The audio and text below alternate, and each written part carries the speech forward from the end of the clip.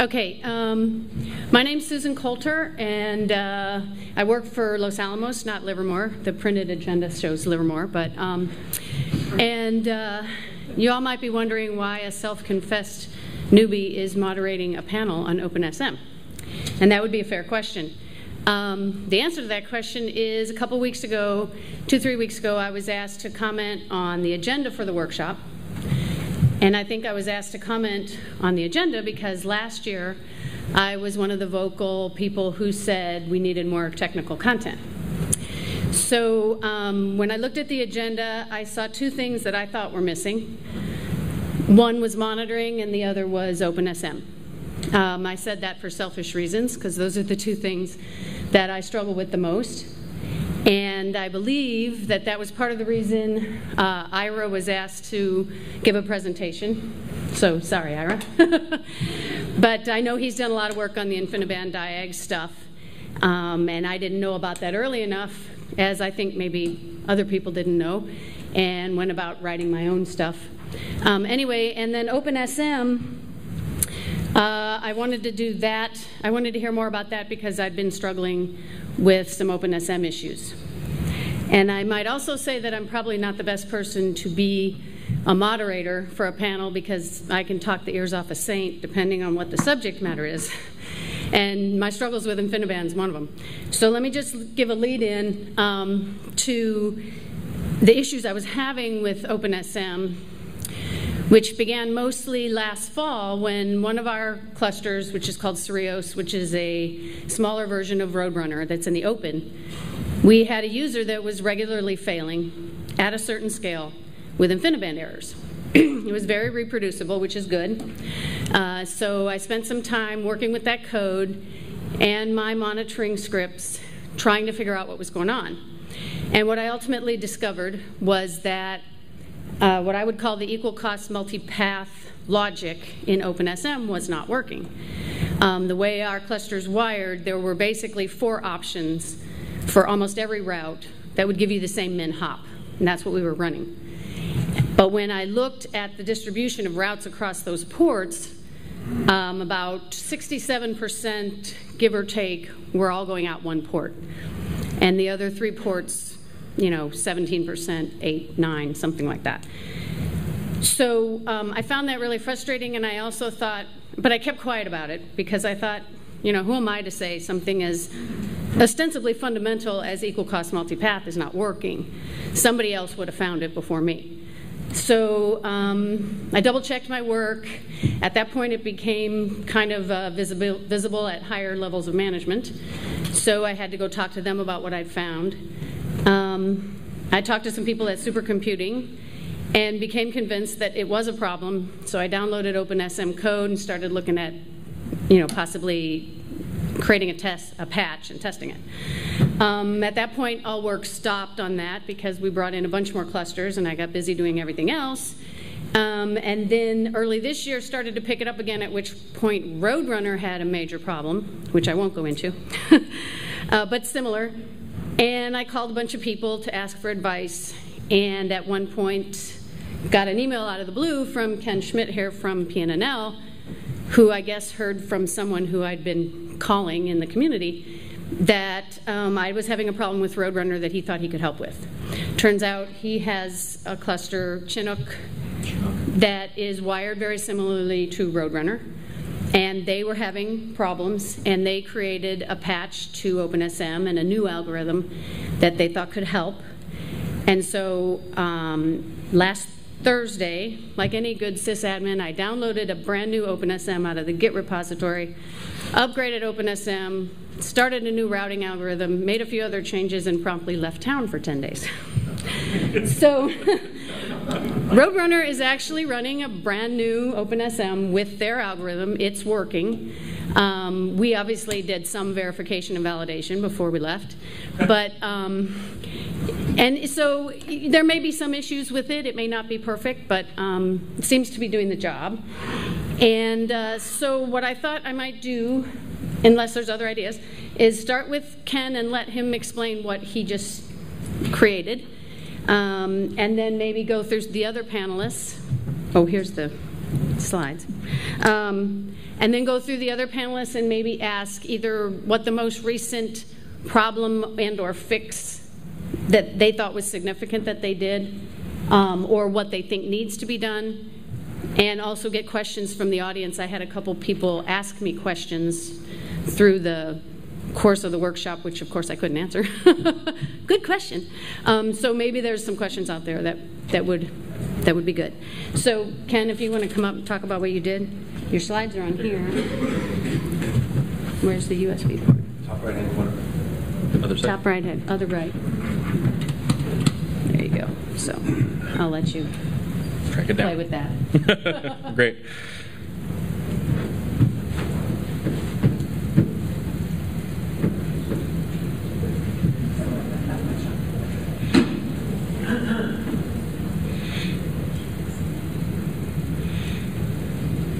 Just for your information, Roadrunner's experience in ID problems all morning.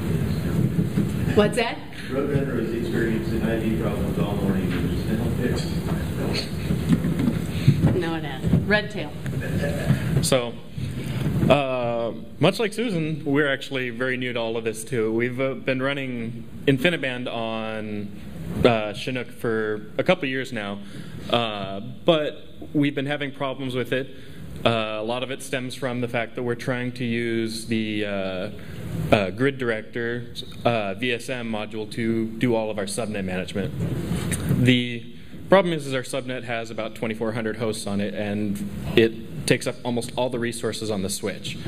So we've tried looking at OpenSM in the past, but because of our current topology, the OpenSM basically kind of gives up on it, and the whole network had a tendency of crashing. So we've been thinking about the problem for a few months, and we came up with some ideas for it. Let's see here. So what she was calling the min-hop thing, we gave it another name, resonance imbalance, just because of the way that it has a tendency of resonating through the network. What the actual situation occurs is since InfiniBand is destination lid routed, every time for example, node 1 here tries to talk through talking to one of the odd nodes, it would have a tendency to send that connection through E, and every time it was trying to talk through an even one, it would send the connection through G. Each step of the way, all of the routes on the LFTs look like they are truly balanced, but in essence what this essentially does is it gets rid of those extra links as it makes it up the tree, because the odd ones will only go through the path to A, and the even ones will only go to the path through D. So what we ended up doing was taking all of the minimum hop, the best choices for each port going out, and we randomized it. That way, each of the best decisions should have a fairly uniform choice. Without this, OpenSM says, here's one path that looks the best, and it'll just grab it right off the bat. And then the next one, it'll move on to the next one and the next one, and then it just causes the resonance that we were seeing. After we made this change, we were examining it from the number of end-to-end paths that would cross through all of our links, and you can see that we were getting around 25,000 paths going through each one of our highest links. After we made the change, it dropped down to about 14,000. Apologize for the slide, it was thrown together really quickly. The second change that we made was called down-up. It's kind of a play on the way that up-down works. This is essentially a really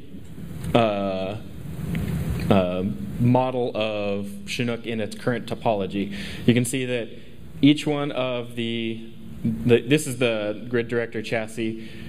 All of the uplinks connecting back to our spine switches are connected to the same switches that the nodes themselves are connected to. It was designed this way.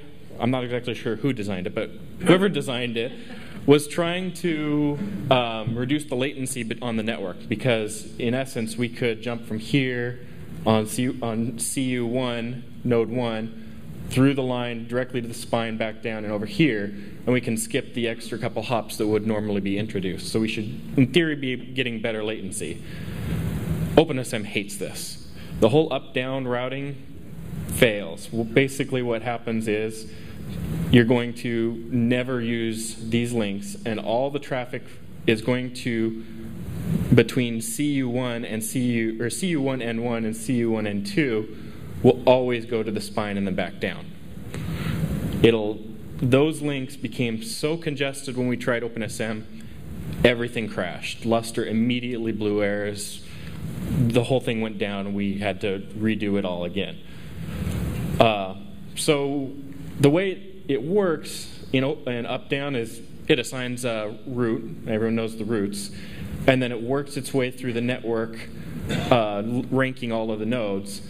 It gets down to 2, and then it gets to 3, and then it says that it will only make a transition going towards the spines and then down once.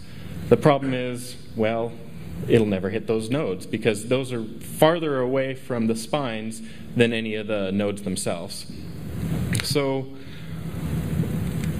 what we ended up doing is flipping it around, which is kind of where the down-up came from. Instead, we're basically saying anything that has a node connected to it becomes 0 and then becomes the root, and then we work our way back through the network. This changes it so that now all of the traffic in the CU itself will now stay within the chassis, and but at the same time you can still make it through the rest of the network. This does have some problems. For example, this node can never talk to this switch over here if it needs to do performance analysis or anything like that. So we had to make some tweaks to it. Essentially what we've done is, in its current form, we said that those are min hop for anything that's not addressable. This new routing algorithm has the two benefits of, well, obviously I can now talk within that switch, but also it seems to have a better time grabbing the right routes than up-down has with its heuristics. So in our testing so far, it seems to be working quite well. Like she said, we're trying it on Roadrunner right now. We've done some limited testing with it on Chinook. We're hoping that in the next 1 or 2 outages, we'll be able to put on the new system and see how well it works. With this change, that same 14,000 routes going through those high contention links dropped down to about 7,000. And so it evened it out the network a lot more. So that was down up. If anyone has any comments or anything, we'd love to hear them, and hopefully get this back upstream into OpenSM so that anyone else could take a look at it.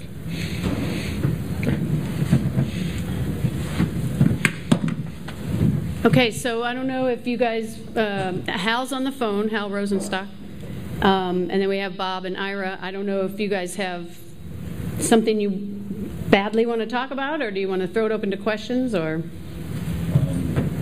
Well, I covered a few things in my presentation. I don't know if there's another mic around or something. Okay.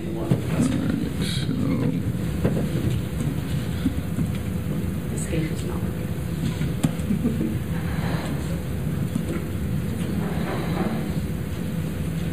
Where did the folder go?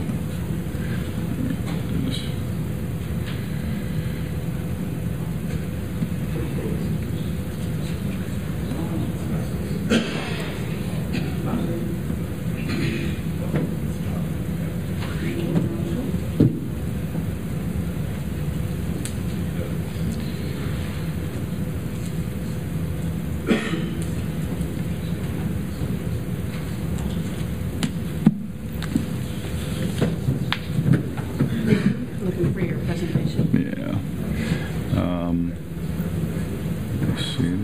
While he's looking for his presentation, I thought maybe I would just, since I skipped over it, Roadrunner, what happened with Roadrunner, the routing on Roadrunner was being done by an IBM-built, one-off, nowhere else in the world written thing that was 9,000 lines of Perl code that went through and tried to optimize the routes on this oddly wired mutation of a fat tree. I'm not a fan of this thing, but it was working until January when I upgraded all 25 switches on Roadrunner, which I had done on Cereos. Same hardware, same everything, slightly different wiring, but same switches, same compute hardware. And when I did that, this process is called RRSM, Roadrunner Subnet Manager. RRSM died, which is why at that point I had to find a way around it, find a way for OpenSM to route. And it was, actually we were running min-hop, which was working, but obviously was not optimized for the way Roadrunner was put together. So we did go back and talk to tried to go back and talk to the folks at IBM who wrote this thing, but the person who wrote it, very smart guy, had never seen InfiniBand before he did this and was no longer working with InfiniBand. So he really was not, he couldn't quite be he wasn't quite the one to help us. So sorry if I'm airing some dirty laundry here, Parks, but that's what happened with Roadrunner. And so now we're running OpenSM, and I'll hand it over to Bob. Okay. So on the slide here, you'll see sort of the lead for the group here. So that means that I have a high-level understanding of some things, and the real work's done by other people, like Jeff in the back. So that means that I may also not fully understand the issues that we're seeing. Try to do a little bit of interpretation on what's going on with OpenSM. Certainly we have quite a few things that go on with OpenSM that we need to have fixed. I've covered some of it in here. Things that I didn't mention, and I'll talk on the list first with is, the initial path query storm that happens when you bring up the subnet on a 10,000 node system. So you'll get the queues coming into the SM overflowing, dropping packets on the floor, and that'll happen for about 30 minutes before the system itself becomes responsive and the SM itself is able to service queries in a reasonable fashion. And so we've really cranked up our SA query timeout values to something, I forget what the number was that I said, it's 24 or 25, which I think,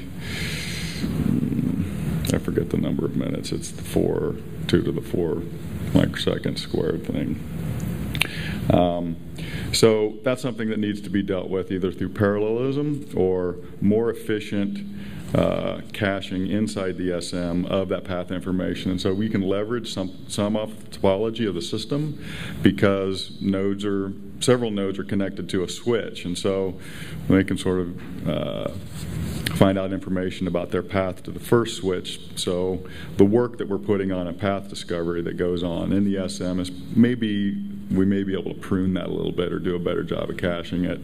That might save work in the cases where you actually have to go to the SA for the information. Errors in the SM log, they're often complicated and difficult to understand. And the work Jason did with the Python scripts where it was, I looked at some of what he had done, he showed me that earlier, referencing the spec, this comes from this portion in the spec, could the error outputs that come out of the SM reference you to documentation so you know where to go instead of going and reading code trying to understand, okay, what exactly is the context of this error? You talked about optimizations with path queries.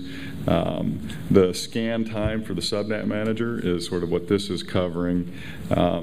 Nodes go away, and there's thousands of them, and so common case for nodes is that they run out of memory. They go and so when nodes go sometimes crazy things happen. They're sort of half there, not there. We actually wrote a patch that was called boom. So instead of, so does this crazy thing, and I tried to fix. We got a way to pick. It doesn't actually pick the biggest process, the default sort of tries to pick the parent of the worst guy because he thinks, well, maybe he's spawning.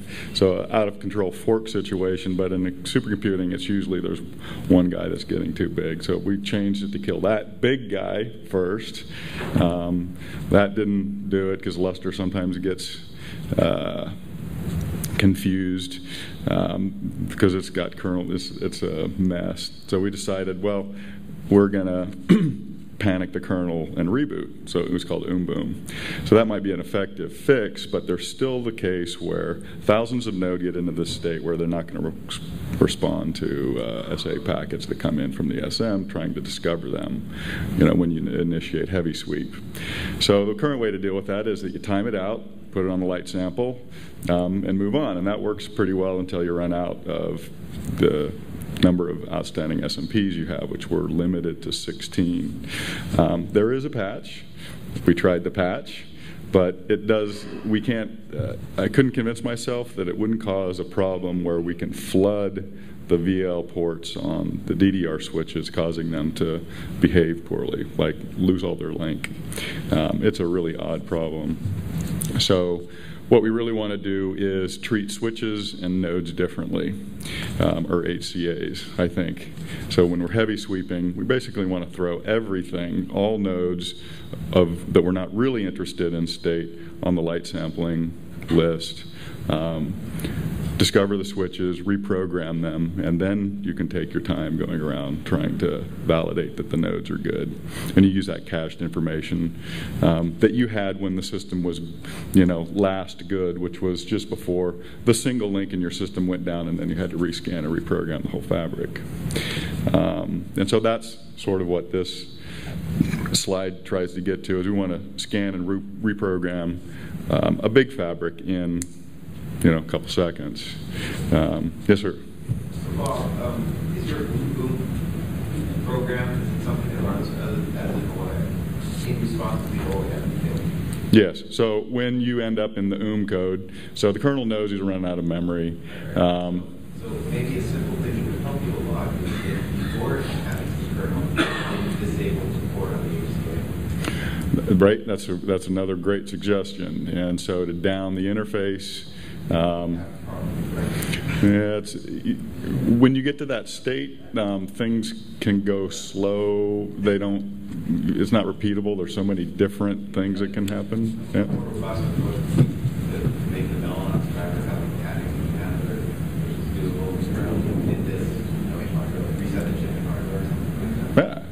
That would probably be because that could be quick, right, and done autonomously. Maybe we should see how are you? I was just wondering if we're almost out of time. If you wanted to stay on schedule, I think we started a little late, and I kind of wanted to hear if Hal Rosenstock had any comments or input here. I mean, he's like the first name you see when you get into the code, and is kind of a primary guy. So I don't know, Hal, do you have any input? I think I'm up next, too. So. And you are up next, so you could always... all the time you want. Okay, so Hal, are you there? Yeah, I'm here. Why don't you let Ira go? I don't have that much prepared to say. I can just tell you what I've been working on that's headed towards OFED 1.6, and we're aware of these problems, and some of them are being worked on.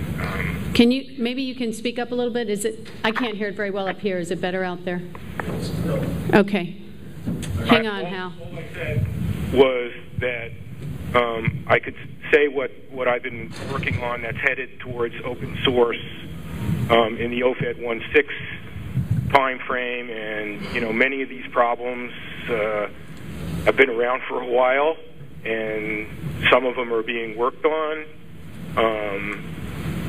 And resources are scarce, I guess is the way. There's more work than there are people to fix all the various issues that have come up, and scalability is certainly something everybody's beating on to go to the next level here. So that's something that's important that hopefully we'll see some things in the in the next 6 months on.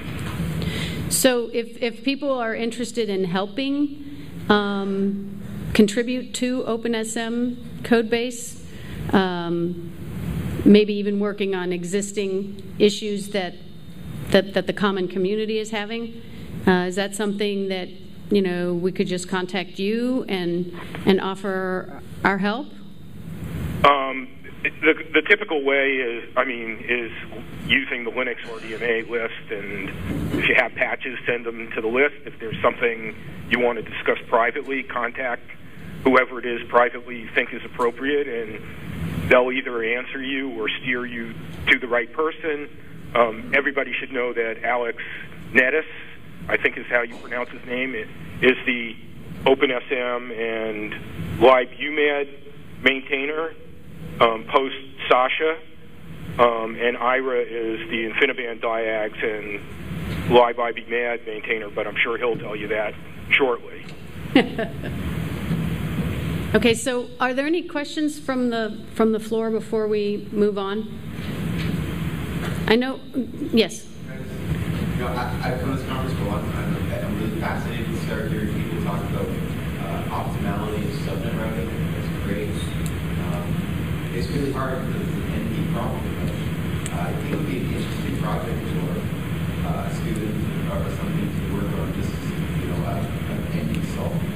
All you were talking in the presentation, talking about heuristic adjustments, but you do have supercomputers, so you probably could just do an NP solve of your network once and do that. And the optionality would help. Right. I couldn't hear anything. Any of that is basically, it was Jason Gunthorpe, and his comment was that this is a problem, and he's glad to hear people talking about optimizing routing, and that he felt like it was an NP problem that could be fairly easily solved. Not easily, but it can be solved. Throw some people at it, and but that he was glad to hear the conversation being had. Is that pretty good? Hey, Jason's a really smart guy, and so I don't want to totally totally object. But the thing is, part of the problem is when the fabric doesn't work. Oh yeah, no. Right? You have to create several different ones. Well, and I mean, this guy, right, has a hell of a lot more experience than we do. We build clusters. We have lots of them. And but they're all very similar. Fat trees. Everybody knows fat trees, right? Ironically, the patch that you submitted, we submitted a very similar patch, and they're being discussed right now on the mailing list as to which way to go. Because we found a similar problem, not because our fabric was routed all that differently switch to switch the way we cabled it, but because the internal links in the core switches were different. And frankly, up-down was written by Voltaire, and it works really well on Voltaire switches. And there were, frankly, this was QLogic switch, and it was wired internally differently, not wrong, just different. And the up-down algorithm had a little bit of trouble.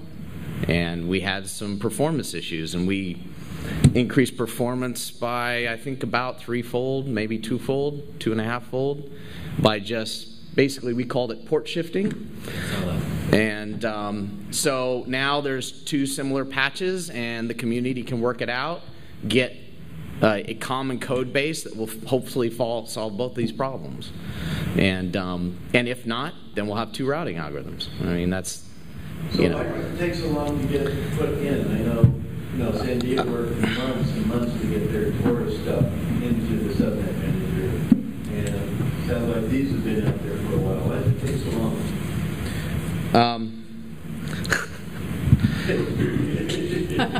Politically, I think it was a little bit of politics. Sasha was very slow to review a lot of the patches. I think, you know, being a maintainer is a hard job, so I've been a maintainer for 3 weeks now. On a very small package that's very broken. So yeah, it's hard to get things upstream. We've talked about rolling, kind of being a single point of failure. I think the thing is, a maintainer has a job to not make sure things don't break, you know, especially like the Taurus patches. Those were very complex. Now, in my opinion, I think those could have been accepted a lot faster because this is a separate routing algorithm. If you don't turn it on, it doesn't affect anything, right? So the concept of it possibly breaking things, although, frankly, I think we did find a bug that was caused by that, and we're going to work through it. So that's the thing. If you throw it out there right before a release, and it suddenly breaks everybody's cluster, you know, it takes some testing. And, you know, maintainers are supposed to, you know, review patches, but, you know, this is a particularly hard problem because he doesn't have the Taurus fabric to test on.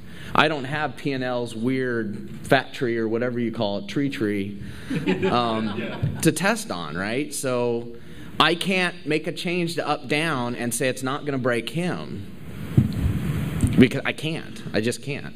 So that's why it's important to work as a community and say, here's a patch, guys. You know, please run it. If you think it's going to break, you know, people who are messing around in this code, developers looking at these patches and kind of vetting them a little bit, help the maintainer out.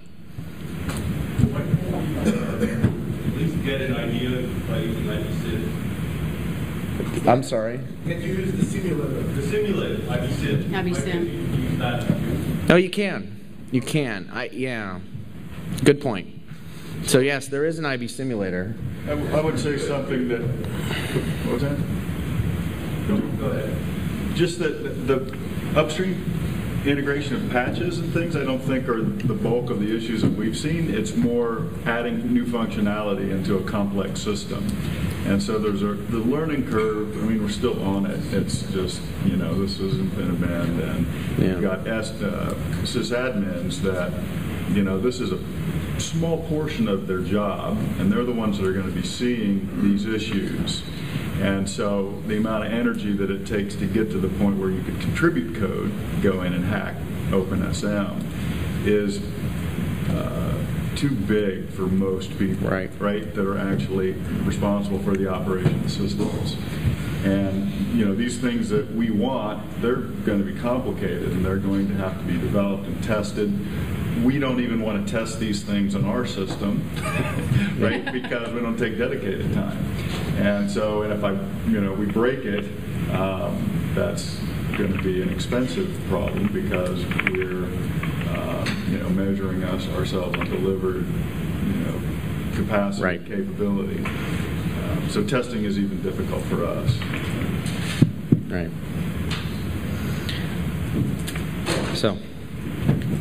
Okay. Yeah. If there aren't any other questions, I guess Ira can just continue since he's got them all. Here I am. Let me grab my notes. Fair? Okay. I don't know if Hal wants to stick around for this or not. I don't have any slides. Oh, yes. And thanks, Susan. Sure. I don't have any slides. As I walked in with all my bags in my hands to the front desk, I was asked by Bill to talk a little bit. And the lab has a policy of reviewing and releasing slides, so even if I had slides to put up, I couldn't give them to you anyway. And so originally I was going to talk about our environment a little bit to get people aware of what we do and how we run things. And I'll do a little bit about that. So a lot of people may say, what makes you qualified to speak up here? And probably not a whole lot. I was InfiniBand Diags maintainer named recently. mainly because I've done a lot of work there and I've tried really hard to get tools out there in the community. Obviously, I've not done a good job of advertising those tools. I am a software engineer. I am not a sysadmin, and I'm not a marketing guy. So marketing is not my strong point, and so I apologize for that. We have 16 production clusters with a requirement of having 90% uptime, and those 16 clusters have a variety of SDR, DDR, and QDR, Mellanox, Voltaire, and QLogic hardware. And we run one software stack on all of those machines. It totals 1.2 petaflops of computing. In addition, we have our Hyperion test clusters, which is 1,200 nodes roughly, plus about a 200 node, 150 to 200 node hype cluster, test cluster. It varies because we're constantly plugging stuff into it to test, including we also have an IB SAN off of our most recent cluster going to our Lustre storage, and we run point-to-point links on all our DDNs to our OSSs. And again, we run the same software stack, the same diags, the same SM across all those. So, you know, what we try to do is present a unified system to our sysadmins, and part of that is having a common software stack, drivers, MPIs, diag tools, OpenSM, constant versions, vetted versions. So as you all heard earlier in the conference, we don't use OFED. Comment, that software stack is part of the NNSA thing that TriLabs use. Oh, I was going to mention that. Treating the environment. Right. So in addition to all the clusters that we run at Lawrence Livermore, Lanel and Sandia also run that same software stack on a number of their clusters. So we're trying to basically distribute a cluster OS. It's called Chaos. Well, it was originally called Chaos. Now it's called TOS. Still called Chaos, depending on, don't get me started. But that stands for Clustered High Availability Operating System, and it was based on RHEL, and it has been based on RHEL. And so as a result, you know, I was looking through to my slides from 2007 when Trent and I first came to this conference with our first batch of IB clusters, and we talked about the problems. And one of the slides in there, the title of the slide is "Where is the code?"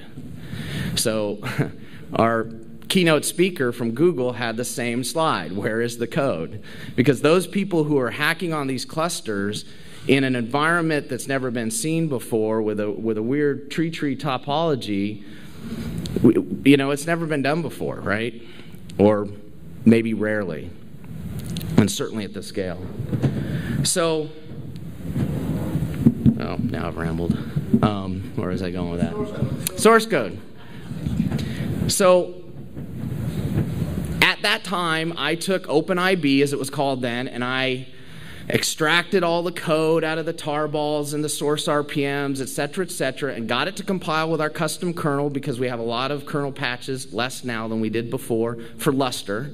Okay, so if I take OFED to this day out of the box and type build, it doesn't build. I have to go into the build scripts. It's a lot better now. I'll say that right now. It's a lot better now, but it doesn't build. I have to go into the build scripts and put in our kernel version, because it looks at our kernel and says, oh, I don't know what this is, even though it's a RHEL kernel and it will build now. So I did all that work and we got it in, and that was a lot of work to just get it in. Now, for about the last year, I've been running the Mellanox driver out of RHEL, and every time we do a point release from RHEL, you know how much work that is for me? 0. Okay? That's why it's so important to get upstream. Right? It makes my job really easy, okay? Which means I'm freed up to go do other things, or, you know, maybe they fire me at the lab and your tax dollars, you know, get some savings there or whatever. Nevertheless, it's easier for us to get these clusters rolled out. The gentleman who was talking about their SLUS upgrade, right? I'm not talking about, it's not just the drivers. It's not just the ABIs, although the ABIs are a big issue. It's the configuration. RHEL is configured differently. It has different startup scripts, different config scripts. He talked about going through its set directory for, what, a day or something, trying to figure out what got installed, what was broken, what's less installed. The distros are the people who do that really well. They know how to do their startup scripts. They know how their configuration scripts are set up. So when you do an upgrade from RHEL 5.4 to 5.5, it upgrades because they knew where it was. They know where it's going. They do a really good job at that. I don't do a good job at that. I mean, our clusters limp along. Well, they don't limp along. I don't know. Ask Trent. Trent runs them. I just try to get the software built. And sometimes I'm just so overloaded that I'm surprised that this stuff runs. But we get it in there. But my job has gotten progressively easier as far as maintaining the software. And so that's my big thing is, so as the conference progressed and I made my comments and people either agreed with me or didn't, Bill said, you know, could you talk about that? So I've talked about that. And I see OFA, not OFED. OFED is Open Fabric's enterprise distribution. We shouldn't be an enterprise distribution. RHEL is a big company. Novell is a big company. They do enterprise distributions. Let them do that job. So, you know, I guess I have to have one comment there. I mean, I agree with you 100%. But I also hear the community saying, why can't I get this fixed sooner? Right? So that's the balancing act, right? So we're willing to wait a year for the next RHEL release to get that feature in. We could go that route, right? Yep. But not everybody wants that. They want something. Right. I agree with you. That's why I will still have a job, is because those new bleeding edge features, that's my job to integrate them. So can I pick on you guys? Is that okay? Just a little bit. I don't want to pick on QLogic, but that's one of the things we're doing right now. We have their latest driver that we build as a driver. Okay? They provided us a Git tree. I mean, good example. If you go and get a 10 gig NIC, or let's say a 1 gig NIC, because I'm familiar with that, and you plug it in and you don't have the driver in Linux, you can go to Intel's site and download the driver for it and build it. And it works, right? So I should be able to do the same thing. If I get a new HCA, new version of Mellanox, new version of QLogic, new version of, you know, whoever may be out there, I should be able to get a new driver for it, and it should work within that software stack, right? That's what we're trying to do here, is create a common software environment so things work together. Common ABIs, compatibility, common RDMA programming stack. And, you know, and for us, that's InfiniBand, but iWarp, Ethernet, Rocky's very interesting. If Ethernet gets cheap, we may be interested in that. Jason. So one of the questions I posed to some people at the last conference, you may have heard it, one of the missions of OFA in the beginning was to get this source code into the mainline kernel and fundamentally into the distribution. So we have seen now Redhat 6 has been released. It's a major distribution release, the first one since this group started. How have we succeeded at our mission? What does the group think about that? And we have a lot of stuff in there. It works pretty well in Redhat 6, but a lot of stuff didn't make the cut. And well, again, it's a moving target. What Red Hat picked up at the time when they did their feature freeze was the code that was available and released at the time. which was what? How many years ago? Their release cycles are very long. On a major release like that, it could be a year before it comes out when they do their feature freeze. They presented that it was 9 months ago. So did they get everything that was in OFED 9 months ago? The answer is no. That's a problem. That's the problem. That's this group failing in its primary mission. Well, part of it is not the group's responsibility. It's because Red Hat makes the decisions on what they're going to put in their distribution. We can't tell them what to do. But they base. For example, that they're only going to take what's internal without for the kernel. They made that decision. They made that policy very clear to this group. That's their choice, and I respect that. Right? They made a choice that they're only going to take the packages that are released from the maintainers, as opposed to grabbing a card wall and a package. That's their choice, and I respect that. Right? But we still have to work with them. I agree. So the question is, how do we do that? They're not even at this conference, right? So, I mean, it's like, I guess we could seek them out and try to convince them to take things. No, they said they're not going to do that. We have to get our stuff upstream. That's all they will accept. That is their corporate policy. They apply it to everyone. And we have the goal to get everything that is in OFED, except for STP, upstream. Right. It's just, it's the, So, how long it takes to go from a patch to get it into upstream right. kernels. You have Redhat take that upstream kernel patch and backboards and all that. It's just a long lead time. I'm sorry. That's the way it works. That's the process. If you want us to only use that process and slow down the pipeline of new innovation, we can do that. And maybe we should. For the sake of stability and upgradability and meeting the needs of the cloud and the enterprise sector. Right. Personally, my opinion on the matter is I think when he's right, that we should do that. We should stay OFED. Yep. Stay OFED. We have to reduce it. It's only backboards from game internal period. If it doesn't get in the main line, it hasn't been reviewed by many eyes. It's not going I mean, we can have those discussions, and I think we should.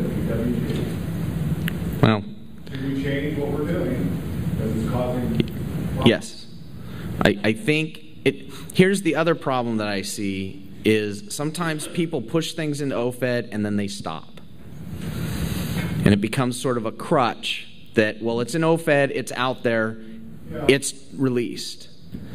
Well, we did discuss this at least 2 years ago, and we definitely told people that we wanted them to put stuff upstream, at least have it been reviewed by upstream, and have it at least queued, or very likely to be queued for a future kernel before we put it in OFED. And in general, I think we've done that, but not all cases. But all the names that they went into Jason, just to tell you, at least we have started the process with Redhat and with Redtail.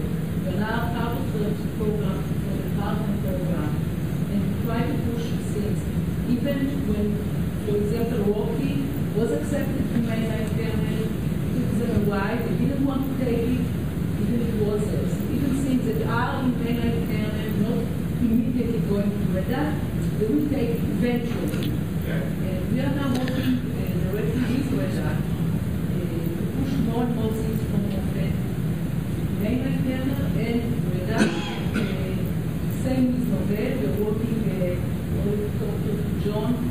I think it's excellent that you provide guidance to Redhat with the mainline service. So we target.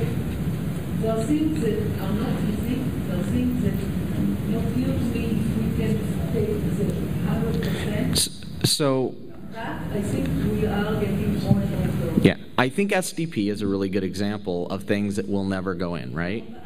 Well, but let's just use it as an example. I'm not picking on it. So there will be things that won't ever go in upstream. So those things need to be provided as an add-on by the vendor. It's like we have this thing. It compiles against these RHEL versions using the standard drivers that are in there and the standard stack that's in there. Right? This is how, if I get RHEL and I have Apache, I'm just making crap up because I don't do this, but if I have Apache and I'm running a web server and there's some new feature of Apache I want, I go to Apache's website, I download it, install it, and I have to wait till the next version of my release. That's kind of partly the user, that's me, and I can talk to Redhat. I push Redhat to get stuff in. Sometimes they do, sometimes they don't. Sometimes I have to do it. Hopefully they do it. That's part of our contract with them. I know that we're big, so we have a little bit of pull with them, and maybe some customers don't. But that's the way it works. And when somebody new comes in, like the gentleman from Google, it's like, what's going on? This is totally different than other open source communities. Yeah, Bob. The example of STP never going in upstream is a good one, because if you wanted to develop a product or capability or a message layer or something, you might want to avoid that, because at some point it should probably go away, right? Unless it's so big that it's going to be able to stand on its own. But as an open development, and if we were going to do work, I want to target something that I knew that was eventually going to be in mainline and supported by the community later on. Right. Not inappropriate for OFED to only include things that are mainline or going to be mainline, and maybe have other variability of things that are not more category. I think that's the only one. Everything else we're attempting, we are working towards getting upstream. Yeah. I mean, but sometimes the process is slow. We mentioned earlier, So it's only got so many cycles, Exactly. and sometimes he had heartburn with some new feature. XRC is sitting there for over a year. I think. right. So it is 3 years. So it's just that's the process. XRC is the best example of this failure, because it broke the API. It caused a different API in OFED in the mainline kernel, and that is why Roland rejected it. So maybe it shouldn't have been submitted. Maybe it shouldn't have been to put into OFED. But on the other hand, we had people asking for it because it solved a real world problem. They wanted to do that. It's that again. It's the I want the new thing soon. I don't want to wait for something to be standardized or something. And there are other ways to handle that. Branding it as the most stable product of this organization. In the Right. internal community, there are things like Andrew Morton's tree that include all this unstable stuff. You can download it, you can run it. We don't have to brand it as products of Right. OFA. When we roll out our Chaos distro, I tag on a Chaos tag to the version, and we know which packages we've touched.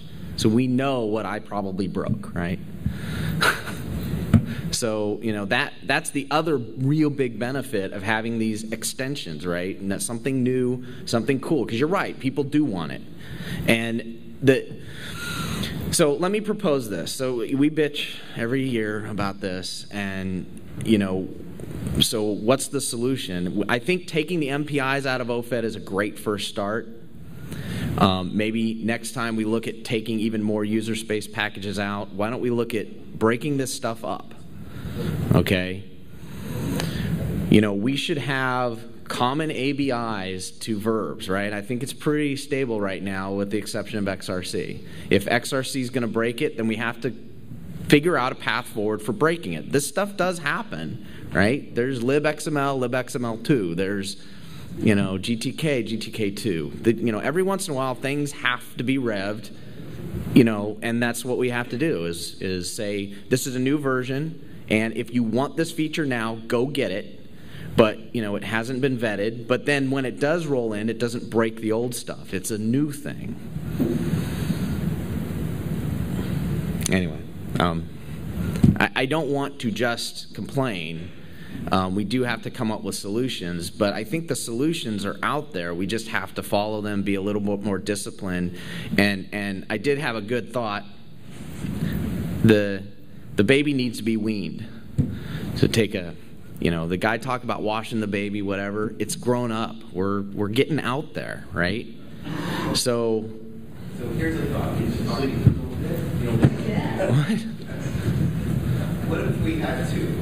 OFED, the stable product, that included only backboards from mainline and new features, no guarantees about API scalability, whatever, right?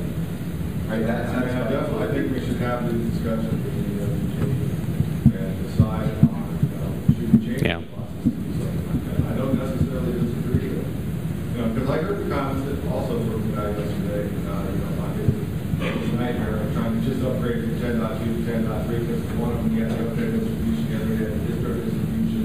They didn't play well together, and maybe it's time to wean the baby and try to get to the point where